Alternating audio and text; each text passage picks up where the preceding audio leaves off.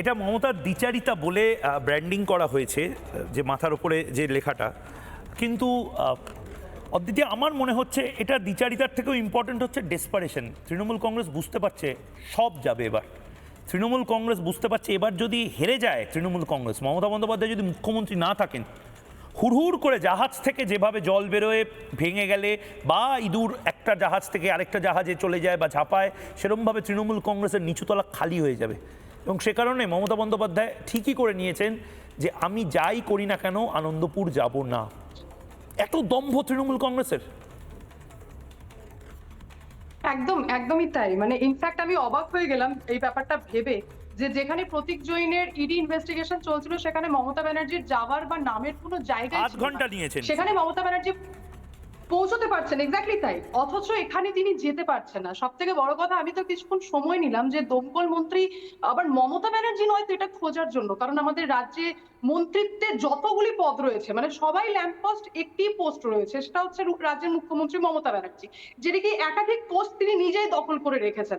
থাকলো কথা এখানে দমকল মন্ত্রীর। আমি তো এখানে সম্পূর্ণরূপে বুঝতে পারছি যে সুজিত বসুকে নিয়ে যদি বলে থাকি, তো এখানেও আপনারা দেখবেন নিয়োগেরই কোথাও দুর্নীতি রয়েছে।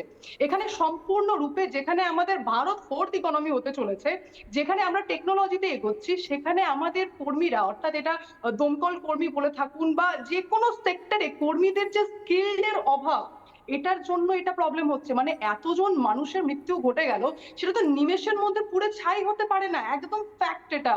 সেখানে এখনো পর্যন্ত রাজ্যের মুখ্যমন্ত্রী কিছু বলতে পারছেন না, কারণ ওনার বলার কিছু নেই। রাজনীতিতে তিনি শুধুমাত্র ঘুম থেকে উঠে প্যাথোলজিক্যাল লায়ার হিসেবে যা খুশি তাই মিথ্যে কথা বলছেন। আজ আমি বলতে বাধ্য হচ্ছি, কারণ কালকে তিনি সিঙ্গুর থেকেও মিথ্যে কথা বলেছেন, কিন্তু এই ঘটনাকে নিয়ে একবারও তিনি চর্চা কি করেননি। মিথ্যা কথা বলেছেন মাননীয় মুখ্যমন্ত্রী? কি মিথ্যা কথা বলেছেন যার জন্য তুমি এসব বলছো? প্রথম তো মিথ্যে কথা এটা বলেছেন, যেটাকে বারবার ক্লিয়ার করা হচ্ছে এসআইআর কে নিয়ে, যেটার সাথে এই ঘটনার লিঙ্ক না থাকলেও কালকে দেখলাম মমতা ব্যানার্জি মিথ্যে কথা বলছেন এসআইআর কে নিয়ে, এটা যে মারা গেছেন বিএলওরা, এই যে টপিকটাকে তিনি পলিটিসাইজ করলেন। এখনো পর্যন্ত টিল নাও জেলা শাসকদের কাছ থেকে বিএলওর মৃত্যু নিয়ে কোনো রিপোর্ট যায়নি।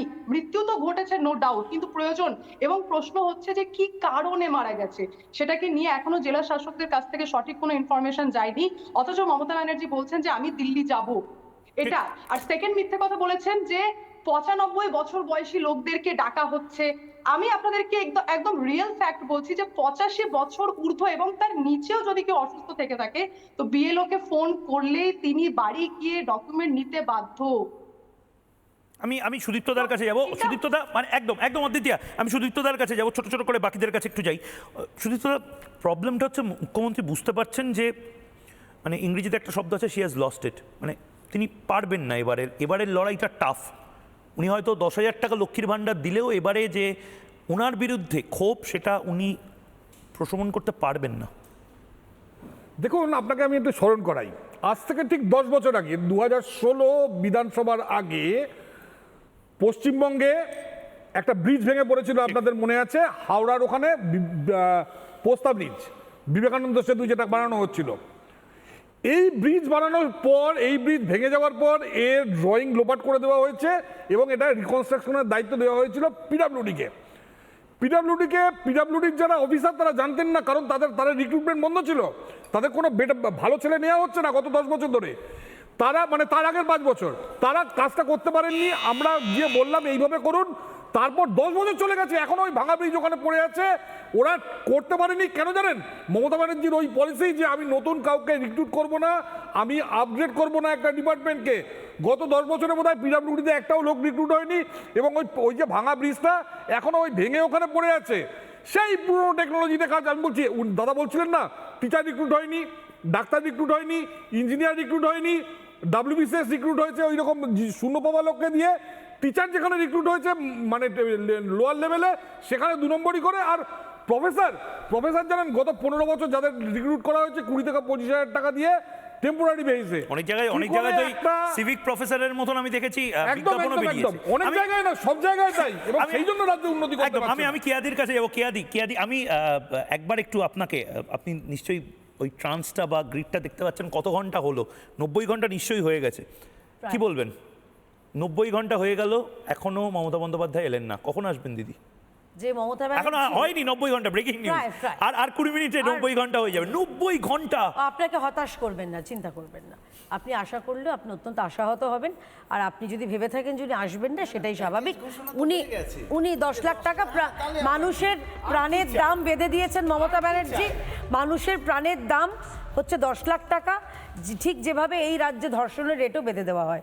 আমার একটাই বক্তব্য ময়ূক, যে মমতা ব্যানার্জি প্রতীক জৈনের বাড়িতে বিদ্যুৎ গতিতে ছুটে চলে যেতে পারেন, যে মমতা ব্যানার্জি প্রতীক জৈনের অফিসে চলে যেতে পারেন, যে মমতা ব্যানার্জি রাজীব কুমারের বাড়িতে চলে যেতে পারেন, যে মমতা ব্যানার্জি দিল্লিতে যাবেন এসআইআর নিয়ে রাজনীতি করতে, সেই মমতা ব্যানার্জি আনন্দপুরে আসতে পারছেন না। এইটাই অদ্ভুত লাগছে, এটা লজ্জা। বাঙালি হিসেবে আমি লজ্জা বোধ করছি। মমতা ব্যানার্জি বাংলার গর্ব আর কোনোদিন নিজেকে বলবেন না। আপনি হচ্ছেন বাংলার লজ্জা, বাঙালির লজ্জা। আমার একদম সময় শেষ, কিন্তু আমারও তো স্বপ্ন দেখতে ভালো লাগে। আমারও মনে হয় যে আমারও তো মুখ্যমন্ত্রী, শুধু তো মমতা বন্দ্যোপাধ্যায় শেখ শাহজাহানের মুখ্যমন্ত্রী না, আমার মুখ্যমন্ত্রী তিনি নিশ্চয়ই আনন্দপুরে পৌঁছবেন। আনন্দপুরে পৌঁছে ওনাদের সাথে কথা বলবেন, বকা দেবেন যে সমস্ত হাড়গোড় একটা প্লাস্টিকের মধ্যে কেন রেখেছো, কেন 5 দিন হয়ে গেছে, আজ রাত হয়ে গেলে 5 দিন হয়ে যাবে, দেহ এখনো পাওয়া যায়নি, শ্রাদ্ধা অনুষ্ঠান তো ছেড়েই দিন। মুখ্যমন্ত্রী 90 ঘন্টা হয়ে গেল, এবার তো যান। আমি কাল থেকে আর বলবো না যে কখন আসবেন, কিন্তু প্লিজ যান। এখন আর ইগো, প্রেস্টিজ, রাগ, অভিমান, ক্ষোভ এসবের সময় নেই। বাংলার সবচেয়ে বড় ক্রাইসিসে মুখ্যমন্ত্রী নিজে নেই। কেন নেই তার জবাব চায় বাংলা। ছোট্ট বিরতির পর ফিরছি, সঙ্গে থাকুন।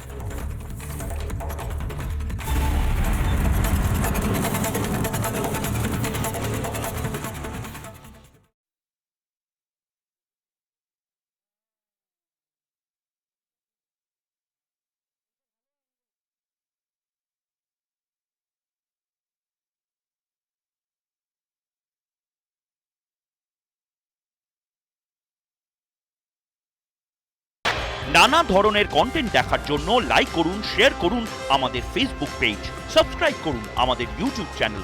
পাশাপাশি অন্যান্য ব্রেকিং নিউজের জন্য অবশ্যই চোখ রাখুন রিপাবলিক বাংলায়।